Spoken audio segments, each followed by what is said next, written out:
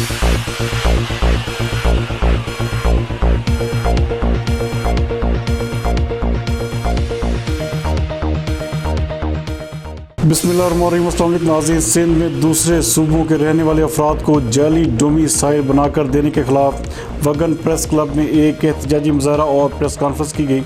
इस हवाले से देखते हैं हमारे नुमाइंदा खुसूसी अली गुल मुगैरी की ये रिपोर्ट।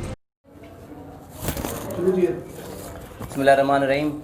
अॼु सखी Mehboob Khan wagon press club ते असां शागिर्द तंज़ीम जा दोस्त पाकिस्तान जे ऐं सिंध जे आला अख़्तियारनि ऐं वागधरनि खे गुज़ारिश कयूं था त सिंध में जेका बोगस डोमिसाइल जाली डोमिसाइल जे हवाले सां सिंधी माण्हुनि में ॾुख ऐं कावड़ जी जेका सूरत हाल आहे उन ते नज़रसानी करे शफ़ाफ़ इंक्वायरी कई वञे। हर ज़िले जे अंदरि DC खे जेको आहे हिदायतूं ॾिनियूं वञनि ऐं जेके ऑफिसर ऐं अमलो ऐं जेके शागिर्द जाली डोमिसाइल ठाहिण में मुलविस आहिनि उन्हनि जे ख़िलाफ़ कानूनी कार्रवाई कई वञे ऐं उहे माण्हू जाली डोमिसाइल जिन ठाहिराया आहिनि उन्हनि डोमिसाइलुनि जा हंगामी बुनियादनि ते रद्द कया वञनि ऐं उन्हनि खे जेके जाली डोमिसाइलनि ते नौकरियूं कंदा उन्हनि खे डिसमिस फ्रॉम सर्विस कयो वञे ऐं उन्हनि जे मथां क़ानूनी तौर ते केस दाख़िल कयो वञे त उन्हनि पाकिस्तान जे कानून सां हिकिड़ी मज़ाक़ कई आहे।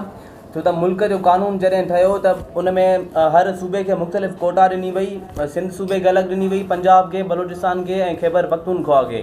त जेके माण्हू ॿाहिरि सूबनि जा, पंजाब जा ऐं ख़ैबर पख्तूनख्वा जा, पठान या वाना वज़ीरस्तान जा जेके बि असां वटि हिते माण्हू जाली डोमिसाइल ठाराए करे सिंधी माण्हुनि जे उन्हनि हक़नि जी लताड़ कई, उन्हनि जे ख़िलाफ़ कानूनी कार्रवाई कई वञे त हुननि हिकिड़ी मुल्क जे कानून जी ख़िलाफ़ वर्जी कई आहे।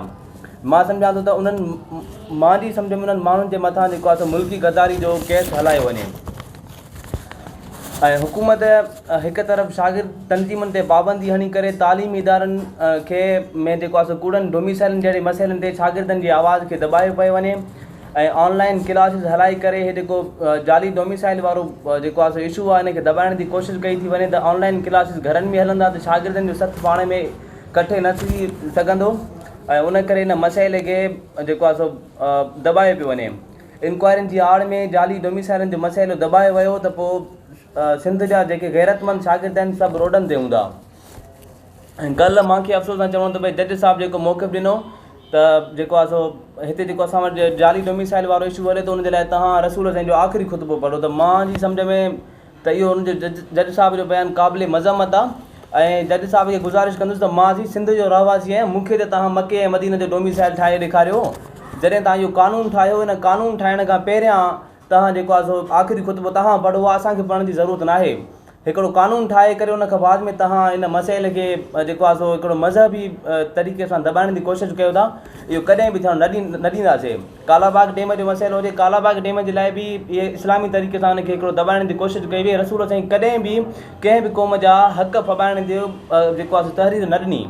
त अॼु बि असां चऊं था त जेकॾहिं कालाबाग डैम जो मसइलो हूंदो हुनखे मको ऐं मदीनो नालो रखियो वियो तॾहिं बि असांखे क़ाबिल क़बूल न आहे। इस्लाम कंहिंजा बि हक़ गज़ब करण जी इजाज़त नथो ॾिए।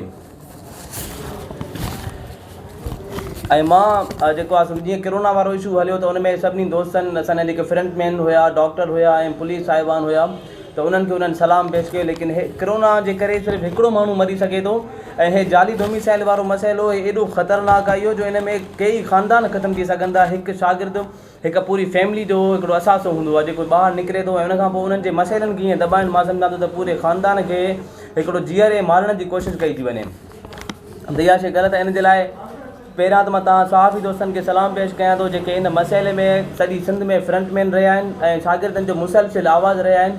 ऐं 2 जून ते जेको कराची सिंध सेक्रेटरी जे ॿाहिरां कबूतर चौक ते जेको आहे धरणो आहे त मुश्ताक सर्की जे हवाले सां असां उनजी बि हिमायत कयूं था ऐं सिंध जे बाशऊर शागिर्दनि खे गुज़ारिश कयूं था त इन में वधि खां वधि शिरकत खे यकीनी बणायूं। तव्हां दोस्तनि जी महिरबानी।